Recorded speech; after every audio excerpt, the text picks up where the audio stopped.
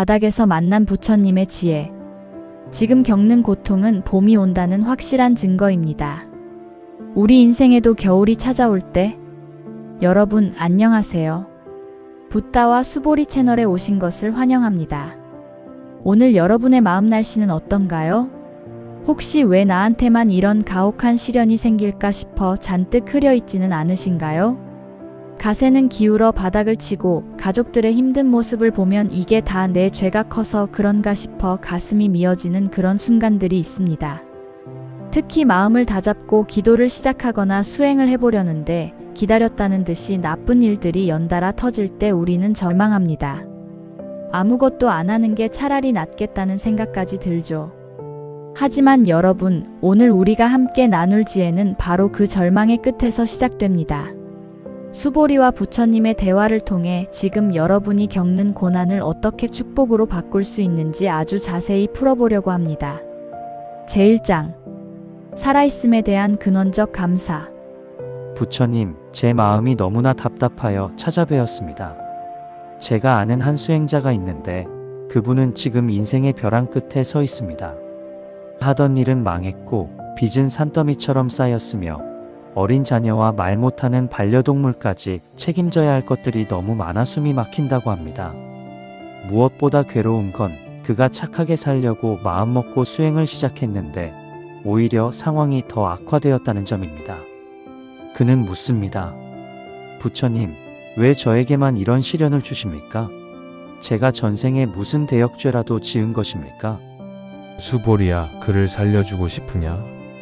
네, 부처님. 제발 그를 살려주십시오. 그 절망의 늪에서 건져주십시오. 그렇다면 우선 그에게 이 말부터 전하거라. 너는 지금 이미 살아있다라고 말이다. 부처님, 그게 무슨 말씀이십니까? 그는 지금 죽지 못해 살고 있다고 아우성인데 이미 살아있다는 말씀이 그에게 무슨 위로가 되겠습니까? 수보리야, 우리는 늘 없는 것에, 눈이 멀어 있는 것의 소중함을 잊고 산다. 내가 지금 눈이 보이지 않는 사람 곁에 며칠만 있어 보아라. 아침 햇살을 볼 수 있고 사랑하는 이의 얼굴을 볼 수 있는 그 눈이 있다는 사실이 얼마나 큰 기적인지 알게 될 것이다. 귀가 들리지 않는 사람과 대화해 보아라. 새소리, 바람소리, 가족의 목소리를 듣는 이 귀가 얼마나 고마운 존재인지 뼈저리게 느낄 게다. 하지만 부처님, 당장 통장 잔고가 바닥이고 가족들이 고통받는데 신체 건강한 것만으로 감사하라는 것은 너무 먼 이야기처럼 들리지 않을까요? 수보리야, 생각을 뒤집어 보아라. 인간은 참으로 묘한 존재다. 남의 생명을 빼앗아 요리해 먹으면서도 정작 제 손톱 밑에 작은 가시 하나만 박혀도 죽는다고 난리를 친다. 우리가 알게 모르게 지은 인연의 과보를 생각하면 사실 우리는 지옥에 떨어져도 할 말이 없는 존재들이다. 그런데도 지금 이만하게라도 숨쉬고 살아가고 있다는 것, 그것은 불보살님과 세상의 엄청난 은혜다. 해라고요? 이 고통이 은혜라는 말씀이십니까? 그렇다. 감사는 종교적인 구걸이 아니다. 심리적으로 보면 감사는 내 사고를 긍정적으로 바꾸는 가장 강력한 도구다. 마음이 긍정적으로 변하면 우리 몸에서는 생기를 살리는 좋은 기운이 돌고 얼굴에는 웃음기가 생긴다. 그러면 인간관계가 좋아지고 막혔던 일들도 풀리기 시작한다. 네가 도움을 청하러 갔는데 죽상을 하고 불평만 하는 사람을 돕고 싶겠느냐? 아니면 밝게 웃으며 최선을 다하는 사람을 돕고 싶겠느냐? 감사는 나를 살리는 가장 현실적인 선택이란다. 제2장, 인연의 과보와 동지의 비밀. 부처님, 감사의 힘은 이해했습니다. 하지만 여전히 풀리지 않는 의문이 있습니다. 왜 기도를 시작하고 나서 나쁜 일이 더 많이 생기는 걸까요?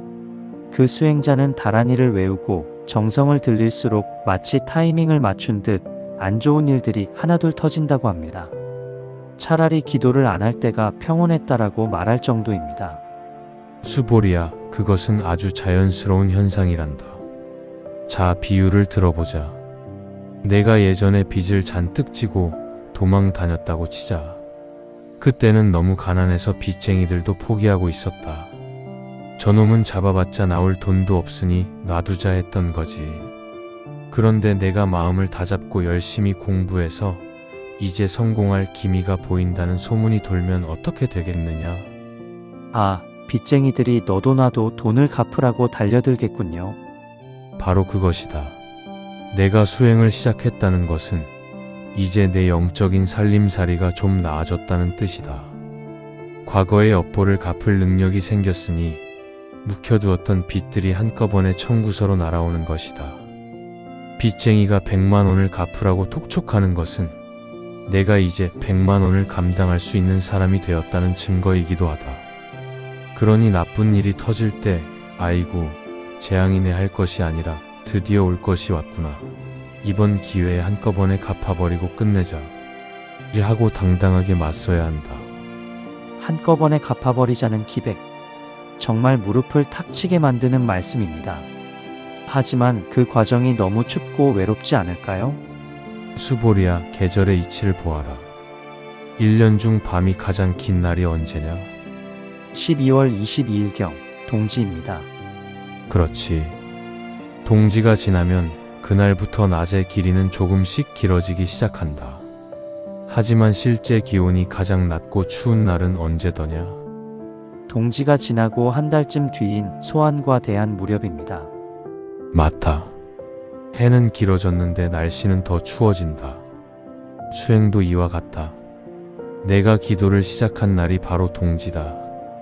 내 삶의 방향은 이미 빛을 향해 돌아섰지만 현실의 찬바람은 당분간 더 거세질 수 있다. 하지만 이미 낮이 길어지기 시작했으니 추위가 아무리 기승을 부려도 봄이 오는 것은 막을 수 없는 이치 아니냐. 100일만 꾸준히 정진하면 내 꼬라지가 이렇구나 하고 스스로를 알게 되고 3년을 정진하면 주변 사람들이 어라 너 좀 변했다 이 하고 알아차릴 만큼 완연한 봄날을 맞이하게 될 것이다. 오늘 부처님과 수보리의 긴 대화 어떻게 들으셨나요? 이 이야기가 여러분의 마음 한구석에 작은 희망의 씨앗이 되었기를 바랍니다.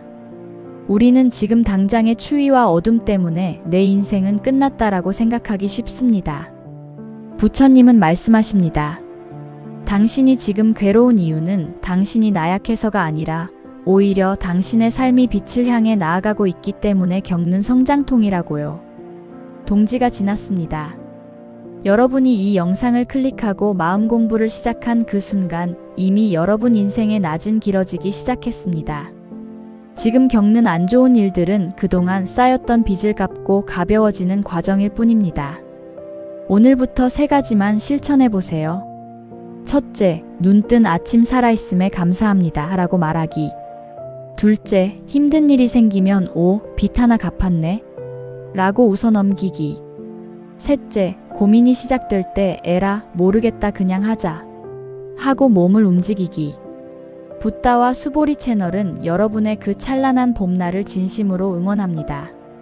이 긴 시간 함께 해주셔서 정말 감사합니다. 영상이 도움이 되셨다면 소중한 분들에게 공유해 주시고 여러분의 다짐을 댓글로 남겨주세요. 제가 하나하나 읽으며 함께 기도하겠습니다. 당신은 이미 충분히 귀하고 살아있는 것만으로도 완벽합니다. 감사합니다.